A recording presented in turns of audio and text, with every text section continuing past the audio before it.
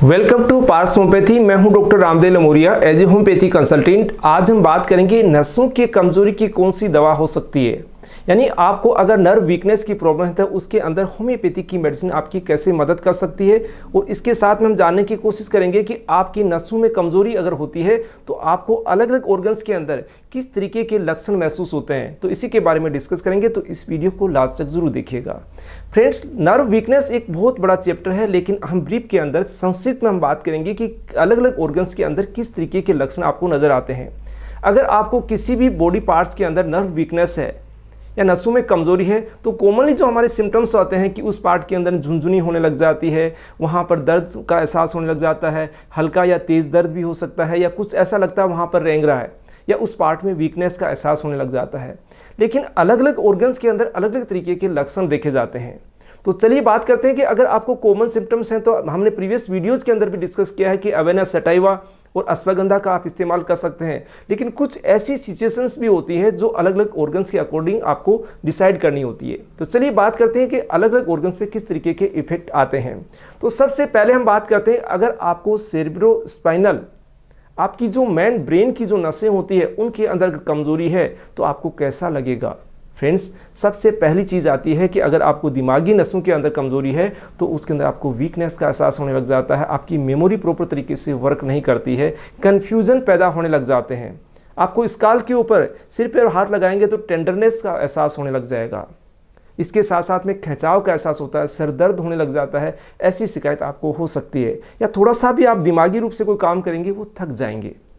इसके साथ साथ में अगर आपको स्पाइनल नर्व के अंदर अगर कमजोरी है तो उसमें क्या होगा, आपको स्पाइनल वाले पूरे पार्ट के अंदर टेंडरनेस का एहसास होगा, और जहाँ जहाँ आपकी नसें जाती है उन पार्ट्स के अंदर झुंझुनी होने लग जाती है। उस पार्ट के अंदर ऐसा लग रहा है कुछ रेंग रहा है या कुछ काट रहा है, या तेज़ दर्द का एहसास भी हो सकता है, या ज़्यादा समय तक अगर दिक्कत है तो वहाँ पर आपको कुछ पैलेटिक कंडीशंस भी डेवलप होने लग जाती है, या वो पार्ट काम करना बंद कर देते हैं। तो ये तो हुआ सेरेब्रोस्पाइनल जो है नर्व वीकनेस की वजह से जो सिम्टम्स हैं। अब सेकंड बात करते हैं, वो होता है गैस्ट्रोइंटेस्टाइनल।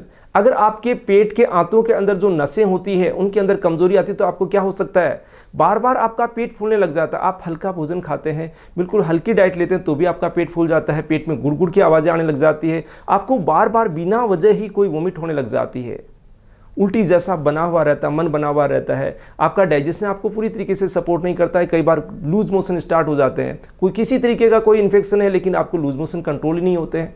ऐसी सिचुएशन के अंदर आपको हो सकता है आपकी पेट की नसों के अंदर कमजोरी हो सकती है। अब थर्ड नंबर की हम बात करते हैं कि फ्रेंड्स, वो है कार्डियक प्रॉब्लम्स, यानी कि आपको हार्ट वाले रीजन के अंदर नसों में कमजोरी की वजह से कैसे लक्षण दिखाई देंगे।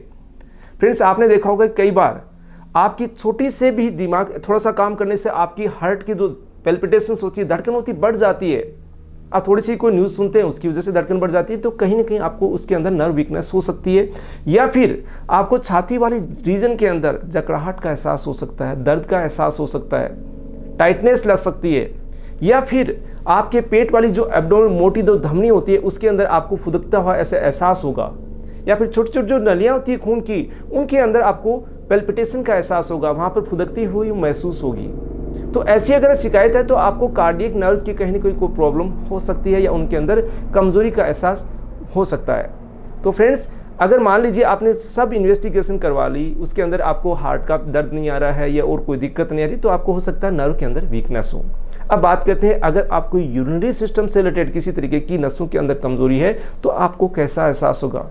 फ्रेंड्स, कई बार देखते हैं कि आपको यूरिनरी ट्रैक्ट में इन्फेक्शन है तो आपको बार बार यूरिन लगने लग जाता है, लेकिन इन्फेक्शन नहीं है उसके बावजूद भी आपको बार बार यूरिन लग रहा है, बार बार आपको पेशाब पास करने के लिए जाना पड़ता है, आपको जोर लगाना पड़ता है, पूरी तरीके से यूरिन पास नहीं हो पाता, या यूरिन ऐसा लगता है कि अंदर रह जाता है, उसको आउट करने के लिए आपको प्रेशर डालना पड़ता है, यानी रिटेंशन ऑफ यूरिन की शिकायत होने लग जाती है। कई बार आपके यूरिन पेपर कंट्रोल नहीं रह पाता है, अचानक से निकल जाता है।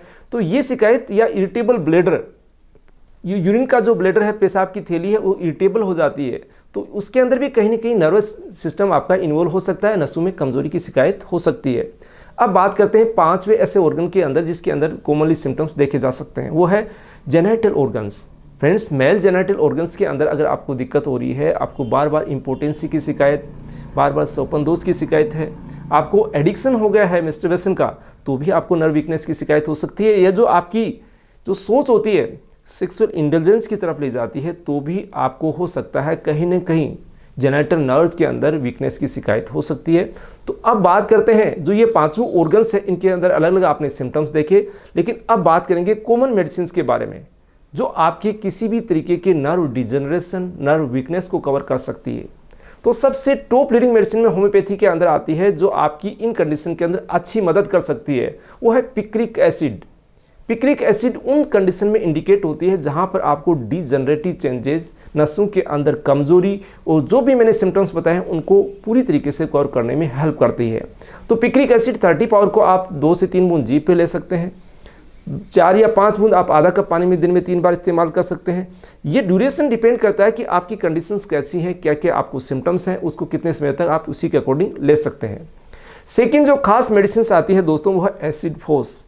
जहाँ पर भी नर्व वीकनेस की प्रॉब्लम आती है, आप लंबे समय तक बीमार हैं, आपकी बॉडी से ऐसे वाइटल फ्लूइड्स का लॉस हुआ है, आपकी बॉडी से चाहे किसी भी तरीके की क्षति हुई है, उसकी वजह से आपकी जो नर्व होती है, नसें होती हैं, उनको न्यूट्रिशन प्रॉपर नहीं मिलता है, तो आपकी नसों के अंदर कमजोरी का एहसास होने लग जाता है। तो उन कंडीशन में सबसे अच्छी मेडिसिन एसिड फोस। इसको मदर टिंचर फॉर्म में भी यूज किया जा सकता है, 30 या 200 पावर को भी इस्तेमाल किया जा सकता है। ये डिपेंड करता है पेशेंट की कंडीशन के अकॉर्डिंग। अगर फ्रेंड्स आपको भी ऐसी समस्या है तो आप अपने नज़दीकी डॉक्टर से परामर्श करके इन कंडीशन के अंदर होम्योपैथी ट्रीटमेंट की हेल्प ले सकते हैं। आप चाहते हैं हमारे से परामर्श करना तो दिए गए व्हाट्सएप नंबर के द्वारा अपॉइंटमेंट लेके कंसल्ट कर सकते हैं। ये जानकारी अगर आपको अच्छी लगे तो इनको लाइक जरूर कीजिएगा। चैनल को अभी तक सब्सक्राइब नहीं किया है, सब्सक्राइब करना नहीं भूले। मिलते हैं नई जानकारी और नई वीडियो के साथ। धन्यवाद फ्रेंड्स।